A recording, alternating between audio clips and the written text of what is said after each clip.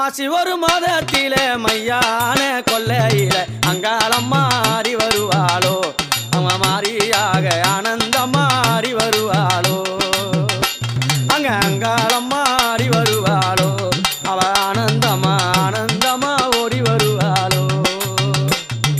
தன்னநாதின தன்னநானின தன்னநானின தந்தானோ தன்னநாதின தன்னநானின தன்னநானின தந்தானோ அம்மா சிவராத்திரி வேளையில சிவபூஜை செய்தவளே அர்த்தராத்திரி வேளையில ஐயம் பூஜை செய்தவளே அம்மா சிவராத்திரி வேளையில சிவபூஜை செய்தவளே அர்த்தராத்திரி வேளையில ஐயம் பூஜை செய்தவளே சுடுகாட்டு எல்லையிலே சூறையிட்டு நின்னவளே